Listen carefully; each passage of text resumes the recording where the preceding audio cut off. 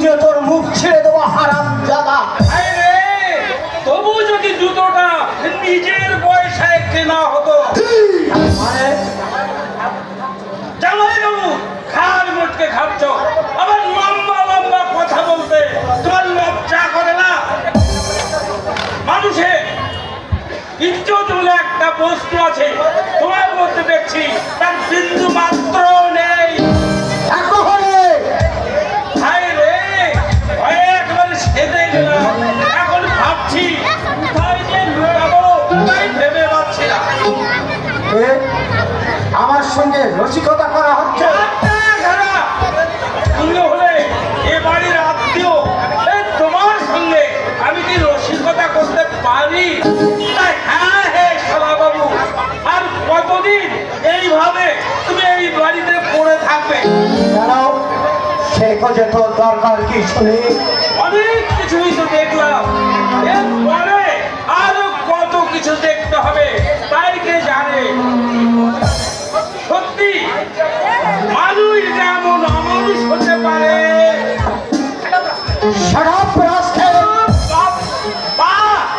আবার এই লিখিতে গালাগালিও দেওয়া হচ্ছে।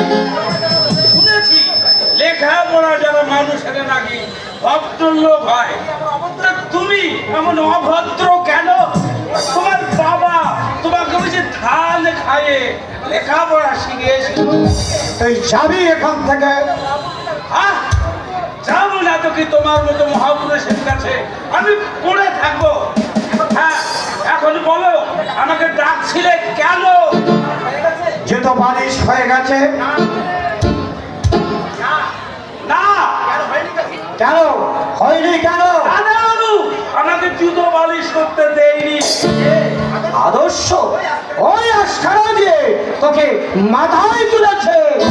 সত্যি তো এটা দাদা বাবু ভারী অন্যায়।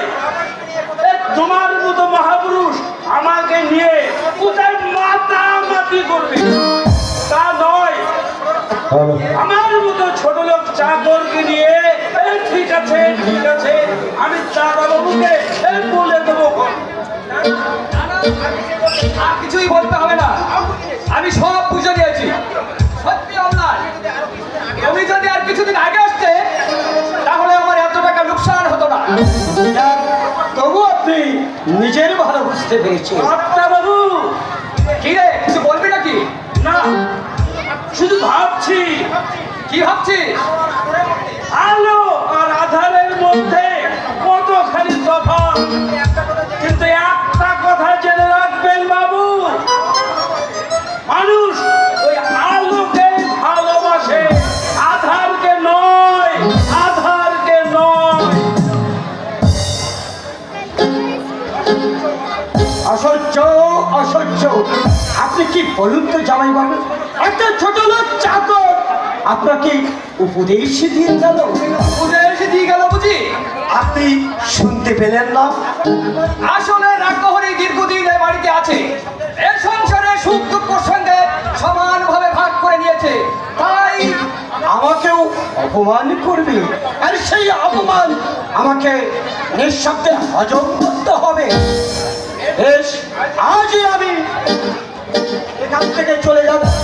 না না, তুমি যেও না অম্লান। আমি রাক্ষহরিকে বলে দেবো, আর সে কোনোদিন তোমাকে অপমান করবে না। আপনি জানেন না জামাই বাবু, ওই পুরো ফার্মটা বঞ্চিত।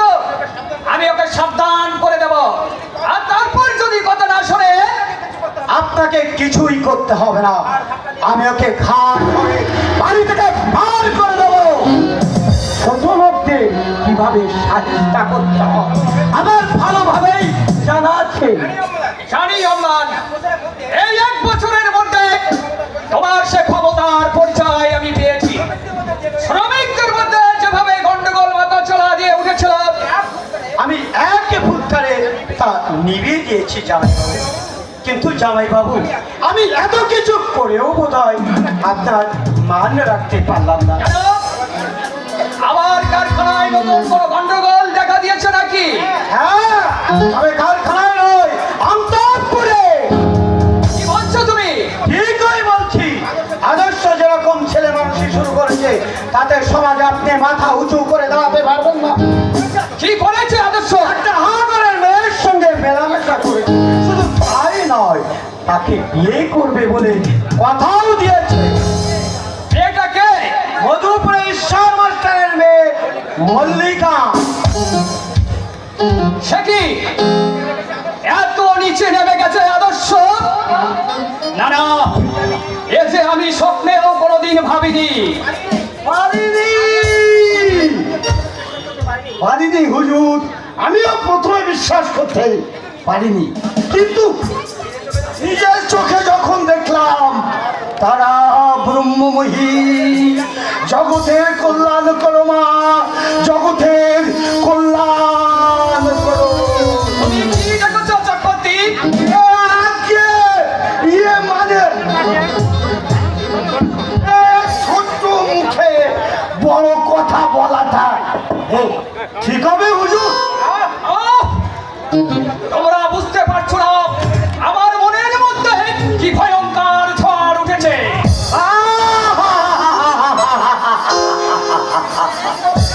এই মহাত মানুষটাকে কেউ চিনতে পারলো না। বলি ওই ঈশ্বর মাস্টারের লজ্জা ঘৃণা বলতে কে কিছুই নেই। আমি বলি দেশে এত মেয়ে থাকতে তাহলে ডেঙ্গি মেয়েটা কিনা আমাদের এই ছোট বাবুর পিছনে লেলিয়ে দিলে। তুমিও এ কথা বলছো? আজকে আমি কতদিন দেখেছি হুজুর, ওই ছোট বাবু ওই নষ্টা মেয়েটার গলা জড়িয়ে ধরে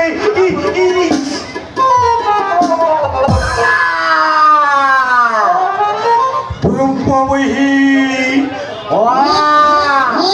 মাগো জগতের কল্যাণ কর মা, কল্যাণ কর। বলতে পারো অম্লান, এখন আমি কি করব? তারা ছেটে দিতে হবে জামাই বাবু। আপনি আজও আদর্শকে সাবধান করে দিন, ভবিষ্যতে যেন ওই মেয়েটার সঙ্গে মেলামেশা না করে। কিন্তু লোকে রঙে লাগলে সবকিছু রঙিন বলে মনে হয়, তাই তাই সবার আগে আদর্শর চোখ থেকে সেই রঙিন চশমাটা খুলে নিতে হবে। অম্লান, আপনি নিশ্চিন্ত থাকুন জামাইবাবু, আমি বেঁচে থাকতে আপনাকে আমি কারোর কাছে ছোট হতে দেব না। আপনার বংশ মর্যাদা অক্ষুণ্ণ রাখতে এই অপ্রাণ চৌধুরী তার পুত্র জীবন উৎসর্গ করবে, সবাই স্বর্গ করবে।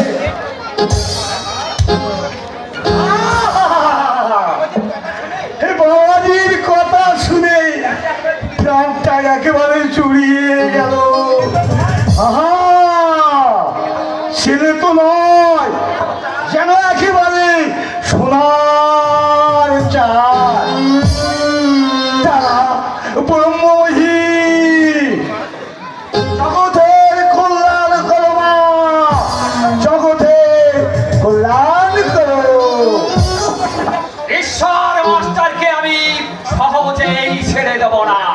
তাকেই আমি এই আচ্ছা করে ওই বেটাকে শালাকে বলে ওই মানে টাইট দিয়ে দেবে। ওই শালা বেটা কোন প্রাণ হয়ে কিনা ওই সাগরে চাও দিতে চায়। চি চি চি চি চি চি চি চি চি চি চি চি। বলি কালে কালে হলো কি বলি বলি লোকের মান বলে কি আর কিছুই থাকলো না। শোনো চক্রবর্তী, তোমাকে আমার একটা উপকার করতে হবে। এই অধমকে আর লজ্জা দেবেন না হুজুর, আপনার মতো মানুষের উপকার করতে পারলে আমি আমি নিজেকে ধন্য মনে করব। আর তাছাড়া ওই মানে ওই ঈশ্বর মাস্টারকে আমি দু চোখে দেখতে পারি না। ব্যথা আমার সুরের কারবার বন্ধ করে দিয়েছে। ওই ছোট লোক চাষাগুলোকে হাত করেছে। উফ, উফ, দুঃখে আমার চোখ পিঠি জল আছে হুজুর, জল। শোনো চক্রবর্তী, হ্যাঁ বলুন। আসো।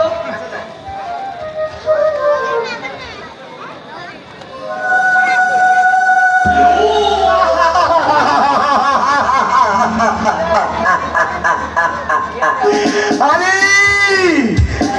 এর এমন কি কঠিন কাজ হুজুর। আমি আজ এই মধুপুর গায়ে একেবারে লুটিয়ে দেব ও ঈশ্বর মাস্টারের বেদ নষ্টা চরিত্রহীনা। এই নাও। এই নাও চক্রবর্তী।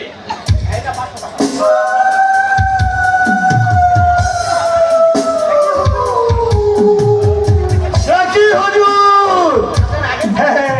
এ কাজের আগে একেবারে বকশিস, কাজের আগেই বকশিস।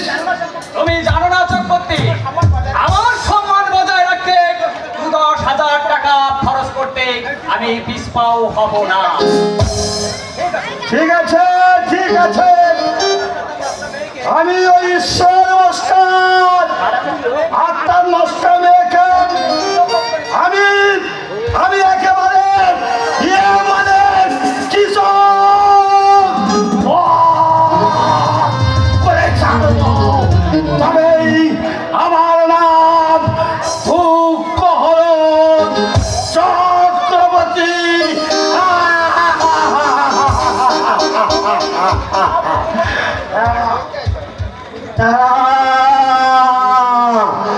ব্রহ্মমহী জগতের কল্যাণ করবা, জগতের কল্যাণ করো। আমি এখন আসি। আমার রক্তে গড়া সন্তান আমার উঁচু মাথাটা মাটির সঙ্গে মিশিয়ে দিতে চায়। ও এই যে আমি স্বপ্নেও কোনোদিন ভাবিনি। ভাবতে পারছি না, আমিও ভাবতে পারছি না মানুষ অত নিষ্ঠুর নির্দয় হয় কেন? প্রগতিশীল যুগে মানুষের অধিকার নিয়ে বাঁচতে চাওয়া কি অন্যায়? অথচ কোথা থেকে আসছো? ওই মালিনী চর থেকে। ওখানে আবার মানুষ যায় না কেন বাবা? ওখানে তো মানুষ থাকে। তাহলে আমার ছেলে হয়ে তুমি মানুষের কাছে গেলে মানুষের জাত যায় না বাবা। আদর্শ আমি জানি বাবা, গরিব মানুষের সঙ্গে মেলামেশা আপনি পছন্দ করেন না, কিন্তু ওখানে যে আমাকে যেতেই হবে। ওই চক থেকে উচ্ছেদের চক্রান্ত চলছে, সেই চক্রান্তের বলি হয়ে আমি তাদের নিরশ্রয় হতে দেব না। কি বললে? ঠিকই বলছি বাবা, দীর্ঘ 25 বছর ধরে ওই চরে তারা বসবাস করে আসছে। আজ তাদের জোর করে উচ্ছেদ করতে চাইলে সবার আগে আমি কিন্তু বিদ্রোহী ঘোষণা করব। আচ্ছা, অনেক দূর এগিয়ে গেছো দেখছি, কিন্তু তুমি বোধহয় জানো না পরিতোষ মজুমদারের অভিধানে পরাজয় বলে কোনো শব্দ নেই। আমি যা চাই, আমি আপনাকে অনুরোধ করছি বাবা, অকারণে সহজ সরল লোকগুলোর মুখে দুঃখের পাহাড় চাপিয়ে দেবেন না। ঈশ্বরের শ্রেষ্ঠ যে মানুষ, সেই মানুষকে আপনি ভালো না বাঁচতে পারুন, তাদের অবজ্ঞা করবেন না। দাঁড়াও, কোথায় যাচ্ছ? আমি জানি তুমি কোথায় যাচ্ছ, কিন্তু না, আর তোমার সেখানে যাওয়া হবে না। ওই ঈশ্বর মাস্টারি বাড়িতে তোমার যাওয়া বন্ধ। কারণ কারণ তার নষ্ট মেয়েটার সঙ্গে তোমার মেলামেশা বন্ধ। কারণ সম্পর্কে সঠিক না জেনে বিরূপ মন্তব্য করা ঠিক নয় বাবা। এরকম মন্তব্য ঈশ্বর মাস্টারের মেয়ে ফুলের মতো পবিত্র।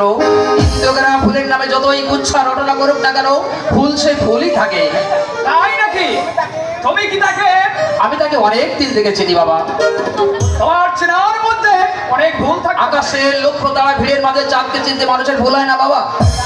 তবে তবে আমি যা শুনেছি কি তাকে সত্য? ঠিকই তুমি কি শুনেছি। তাকে বিয়ে করতে চাও? আপনি ঠিকই শুনেছেন বাবা, সত্যি সত্যি আমি তাকে বিয়ে করতে চাই। কোনো ভুল বনে পড়ে থাকবে তা তো হতে পারে না। আমি তাকে মর্যাদার আসনে বসে এই সমাজকে দেখাতে চাই দুর্বল ভীরু কাপড়ের দিনে জগৎ সংসার তো নয়। চুপ করো!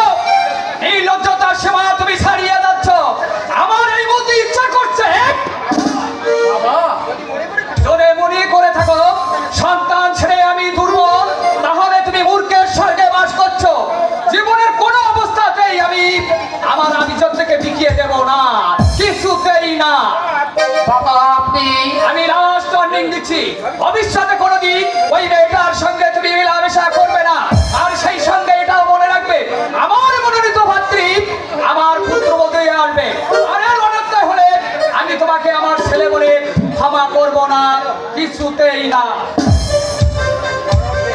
ঝড় উঠবে, একটা ভয়ঙ্কর ঝড় উঠবে, আর সেই ঝড়ে তাণ্ডব বেলায় নানা নানা সত্যের উজ্জ্বল শিখাকে আমি এভাবে নিয়ে যেতে দেবো না। মিথ্যা আচরণ থেকে বড় করে দেখতে গিয়ে একটা চরম সত্যকে আমি গলা টেনে খুন করতে পারবো না। আমার জীবনে মল্লিকা ছিল, আছে, থাকবে চিরদিন। সত্য প্রকাশ সাগরে নিবেদিত হয়ে আমি তাকে বিন্দুচ্ছেদ হতে দেবো না, কিছুতেই না, কিছুতেই না।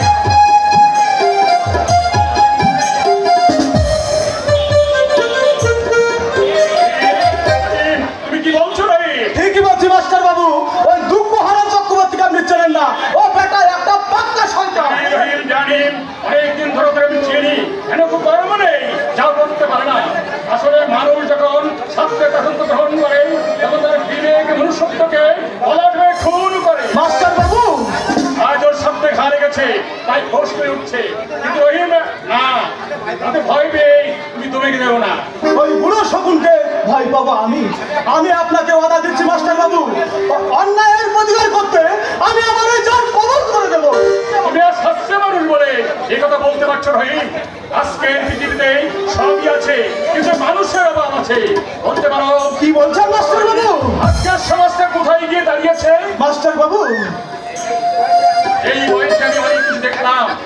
একই ছাদের নিচে বাস করে বাবা ছেলেকে বিশ্বাস করে না, ছেলেও বাবাকে বিশ্বাস করে না, আর সত্যের লোভে ভাই ভাইয়ের বুকে ছুরি বসিয়ে দেয়।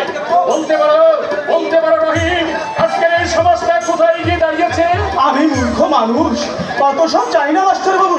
তবে একটা কথাই বলবো, আপনাকে কেউ ছোট করতে চাইলে আমি তাকে সহজেই ছেড়ে দেবো।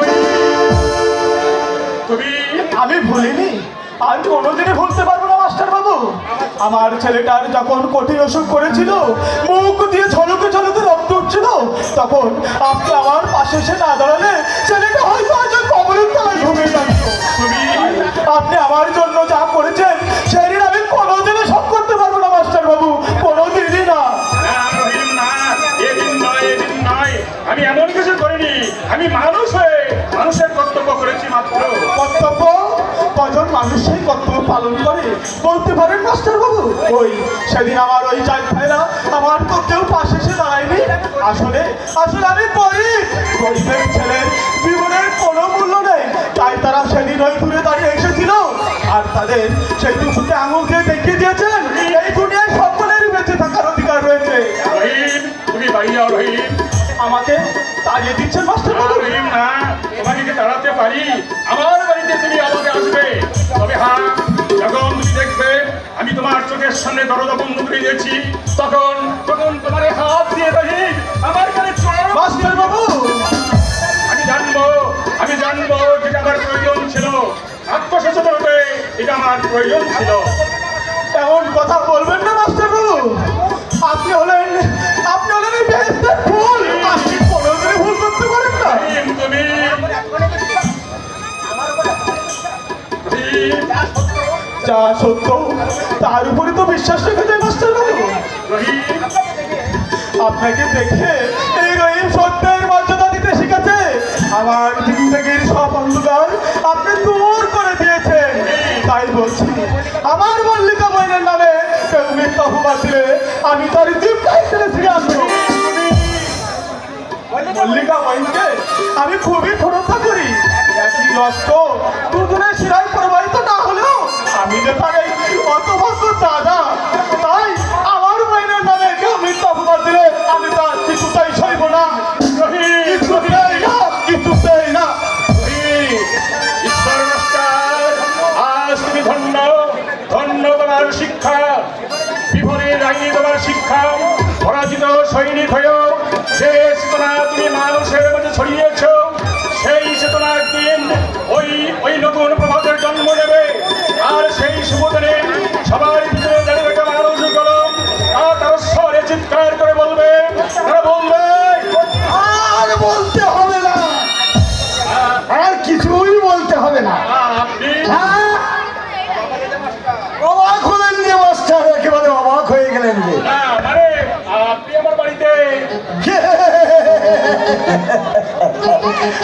মাস্টার, তুমি না আমাকে শত্রু ভাবতে পারো, কিন্তু আমি তোমাকে অতি বড় আপন জন বলে মনে করি। তারা ব্রহ্মবহি, জগতের কল্যাণ করো মা, জগতের কল্যাণ করো। দাদা আমার সুখের কারবার একেবারে বন্ধ করে দিয়েছে। আপনি আমাকে কিছু বলছেন নাকি?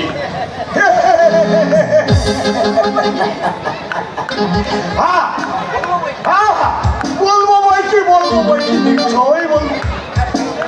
আর সেই জন্যই তো সাত সকালে সব কাজ একেবারে ফেলে তোমার কাছে ছুটে আসা। আর সত্যি কথা বলতে কি মাস্টার, এই তোমার মতো ধার্মিক মানুষ এখনো এই পৃথিবীতে আছে বলে এখনো চন্দ্র সূর্য ওঠে। আর কেউ স্বীকার করুক আর চাই না করুক, আমি তো জানি তুমি কত কত উচ্চ দরের মানুষ। ওসব ফণিতা না করে আসল কথা কি তাই বলুন। গ্রামের সবাই ওই কি জানো বলা বলি করছে মাস্টার। আর তোমার ওই মেয়ে মল্লিকা নাকি, মল্লিকা? হ্যাঁ মল্লিকা, মল্লিকা, মল্লিকা নাকি নষ্টা। কি বললেন, কি বললেন? গায়ের সবাই বলাবলি করছে আর আপনি বলছেন না? আমি আমি আমি তারা ব্রহ্মমহী, আমার জগতের কল্যাণ করো মা, জগতের কল্যাণ করো।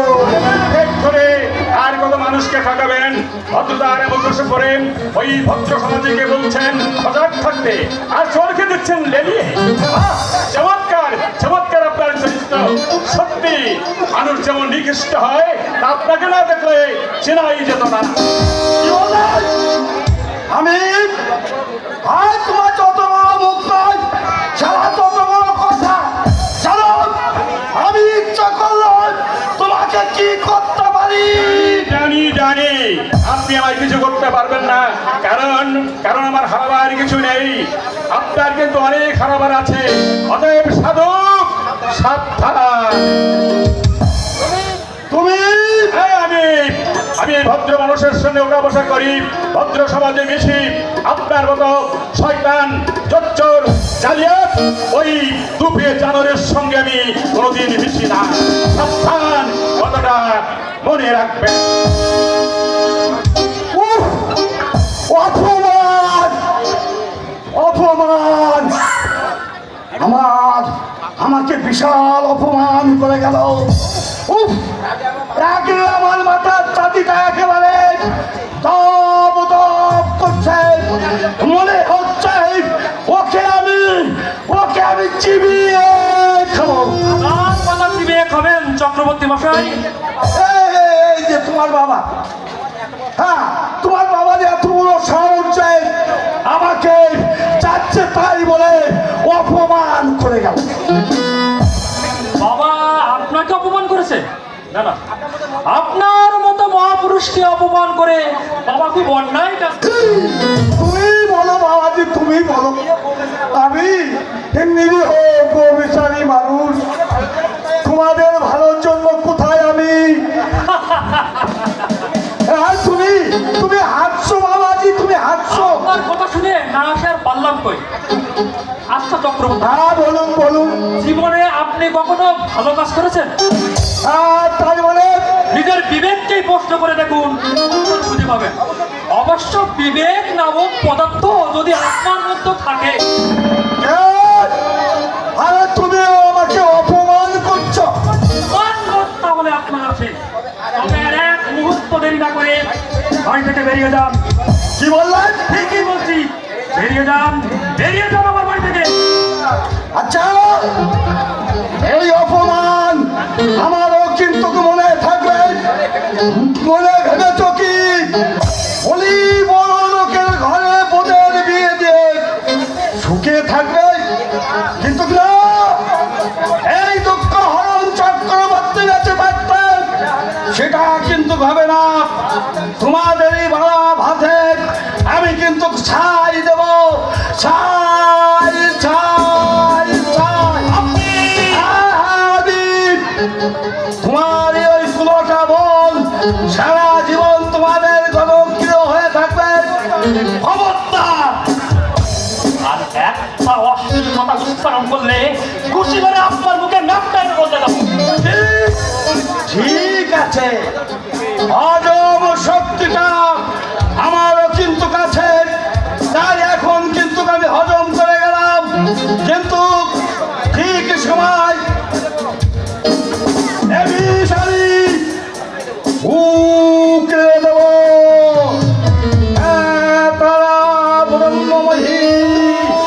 জগতের কল্যাণ করো মা, দুষ্টের দমন করো, শিষ্টের পালন করো ও মা, মাগো।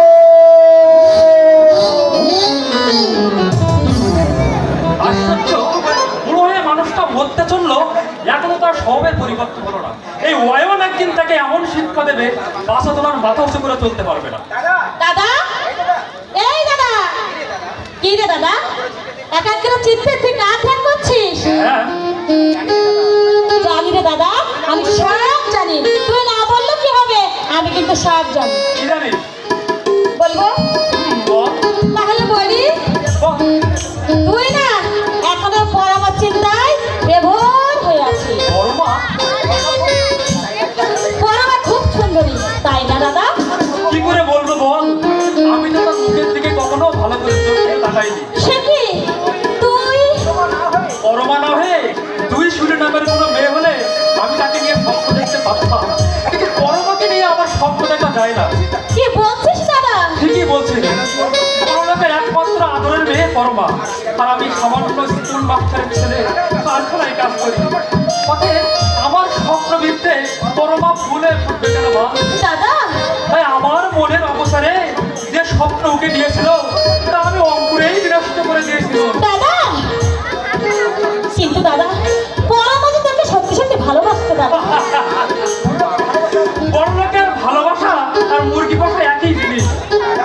দাদা, রে, ভয় পেয়েছিস মনে হচ্ছে, কিন্তু তোর তো আর কোনো উপায় নেই, দুয়ার ছেড়ে জলে ঝাঁপ দিয়েছিস।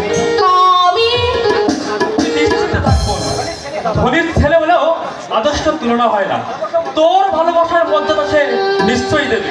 কিন্তু জগতে এখনো এমন কিছু মানুষ আছে যারা সত্যের জন্য হাসতে হাসতে সর্বোচ্চ ত্যাগ করতে পারে, আদর্শ তাদেরই একজন। দাদা, তাই সংসার মেঘের আড়ালে নিজেকে লুকিয়ে না রেখে তুই তো স্বপ্নের বাসর ঘর সাজিয়ে রাখ রে বোন, স্বপ্নের বাসর ঘর সাজিয়ে রাখ। দাদা, জয়ী হবি, তোর স্বপ্ন সার্থক হবে রে বোন, তোর স্বপ্ন সার্থক হবে। জানি না আমার অদৃষ্টে কি লেখা আছে। কারো দৃষ্টি কি লেখা আছে কেউ জানে না, কিন্তু আমাদের ভালোবাসা সত্য, এটা কিন্তু আমাদের হৃদয়ে লেখা আছে। আদর্শ, এসো কাছে এসো, ভাবনার মিছিলে সামিলে আমি তোমাকে দূরে সরে রাখতে দেবো না। ধরো ধরো আমার হাত ধরো মল্লিকা, আমার হাত ধরো। কিন্তু এখনো দ্বিধা, এখনো সংকোচ, তুমি তো জানো মল্লিকা, উর্বর জমিতে জন্মায় বিশ্বাসের ফসল। অনাথ দৃষ্টিতে সেই ফসল তো অকাল মৃত্যু। তাহলে তো বিশ্বাস চিরতরে লুপ্ত হয়ে যাবে, বদলে যাবে সুস্থ স্বাভাবিক মানুষের জীবনের দিল্লিপি। তুমি তোমার নিশ্চয়ই মনে আছে মল্লিকা, আমি বলেছিলাম জীবনের কোনো অবস্থাতে তোমাকে আমি ত্যাগ করতে পারবো না, তাই তো নিষিদ্ধের বেড়াজাল ছিন্ন করে পূজারিণী প্রতিমার সামনে এসে দাঁড়িয়েছি প্রতিষ্ঠা মন্ত্র বুকি নিয়ে। আদর্শ, কি হলো, কথা বলছো না কেন? তাহলে কি আমি বুঝবো আমি তোমার উপযুক্ত নই? আমার মুখের থেকে তুমি ভালো করে তাকিয়ে দেখো তো, এমন কাঠানের রত সে কি তোমার নয়? আবার মল্লিকা, আমার হৃদয়ে যে ফুলের ডালে আমি সাজিয়ে রেখেছি তোমার পায়ে সমর্পণ করবো বলে, সে কি তোমার নয়? আদর্শ, বলো, আগে বলো। ভুল করেছিস মা, ভুল করেছিস। ঈশ্বর মাস্টারের মেয়ে হয়ে তুই এমন ভুল কি করে করলি মা? বাবা, আরে মা, জীবনটা শুধু চোখের অঙ্ক নয় রে, এখানে আছে বিয়োগ, আর তখনই ক্ষত বিক্ষত হবে তোর হৃদয়, চোখে চলবে তোর মাস্টার মশাই। স্বপ্নভঙ্গের বেদনা মানুষকে কাঁদায়, তাই বলছি আদর্শ, তুমি আমার হতভাগিনী মাকে আর কাটিও না, তুমি বাড়ি যাও। আপনি আমাকে ভুল বুঝবেন না মাস্টার মশাই, আমি মল্লিকাকে ভালোবাসি, তাকে আমি স্ত্রীকে গ্রহণ করতে চাই। না, তা কি করে সম্ভব? কেন সম্ভব নয় মাস্টার মশাই? মল্লিকা গরিবের মেয়ে, আর তুমি মস্ত বড় ধনীর ছেলে, তাই তোমাদের দুজনের মিলন কোনোদিন হতে পারে না বাবা। বাবা আপনি ও কথা বলছেন মাস্টার মশাই? এটাই তো সত্যি। এই বন প্রথা ঘাটে তোমার দাম অনেক বেশি। তোমার বাবা তোমাকে বিক্রি করে অনেক টাকার মুনাফা লুটতে চায়, আর আমি হতভাগ্য গরিব স্কুল মাস্টার, তাই এই বন প্রথা ঘাটে কেনার মতো টাকা আমার নেই।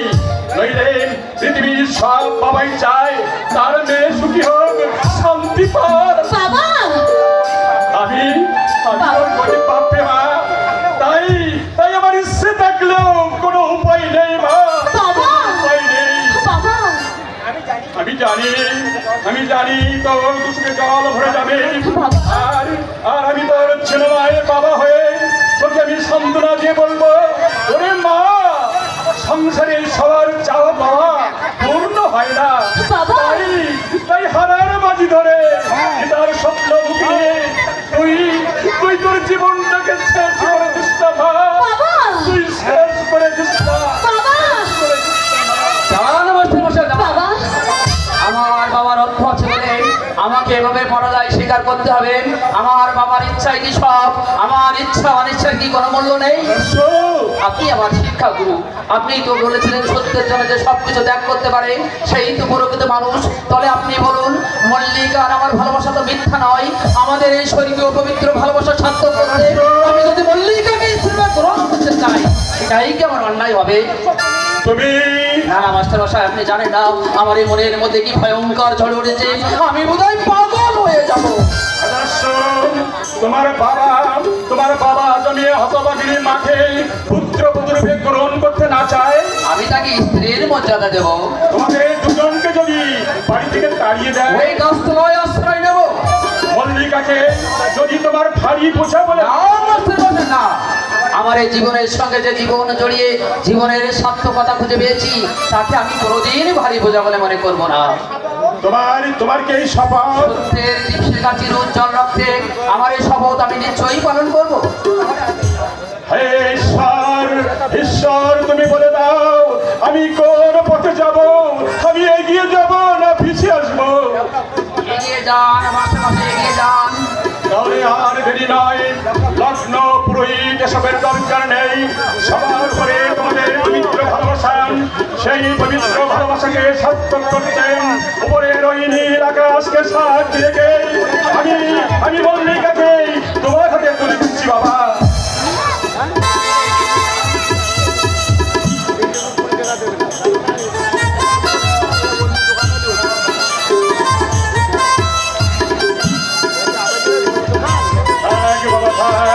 আমি আশীর্বাদ করি তোমরা দীর্ঘজীবী হও, তোমাদের দাম্পত্য জীবন মধুময় হোক।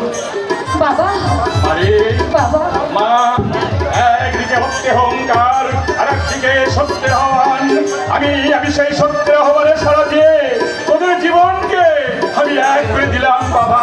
বাবা দেখো আদর্শ, দেখো তোমার আদর্শের কাছে আমি নথি স্বীকার করেছি বাবা। আমার এই মল্লিকা মাকে তুমি দেখো, তোমার অযত্নে যেন আমার মা কোনোদিন দুঃখের সাগরে ভেসে না যায় বাবা, দুঃখের সাগরে ভেসে না যায়। বাবা ওরে মা, ওরে মা, আমি হলো দেবতা, আর ওই সংসার হলো স্বর্গ।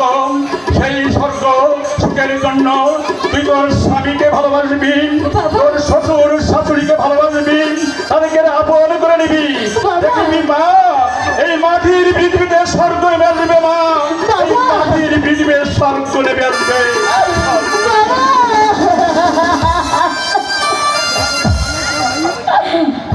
বাবার ঘর ছেড়ে যেতে তোমার কষ্ট হবে তুই মল্লিকা, স্বামী কিন্তু স্বামীর ঘর যে নিজের আসল ঘর মল্লিকা। স্বামী কি আজকের এই সুবোধে চোখে জল ফেলতে নেই মল্লিকা, নাও চোখে জল বসো। স্বামী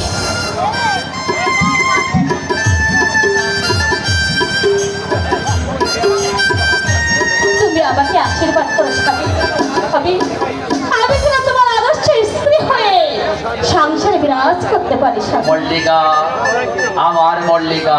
স্বামী, ওই চন্দ্র তারার নিচে খুঁজে আছি তোমায়, তুমি তো রয়েছো আমার চোখের তারা। চন্দ্র তারার নিচে খুঁজে আছি তোমায়, তুমি তো রয়েছো আমার চোখের তারায়, তুমি তো রয়েছো আমার চোখের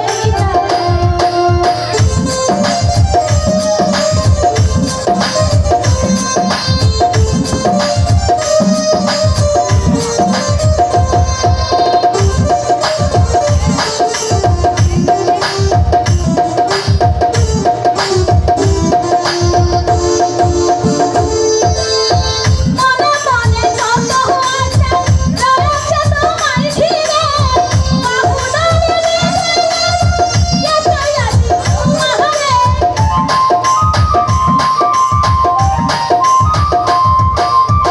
মনে মনে যত আছে রয়েছে তোমার ঘিরে, বাহু ধরে এসে আছি তোমারে।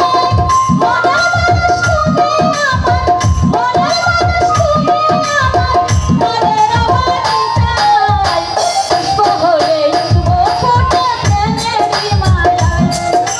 চন্দ্র তারার নিচে খুঁজে আছি তোমায়, তুমি তো রয়েছো আমার চোখের তারায়, তুমি তো রয়েছো আমার চোখের তারায়।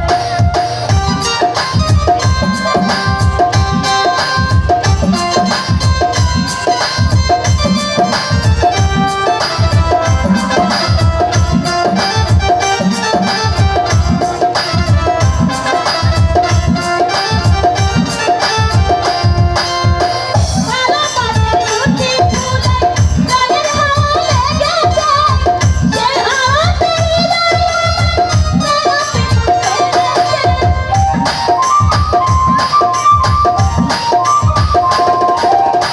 কালো পাতের দুটি ফুলে গায়ের হাওয়া লেগেছে, সেই হাওয়াতে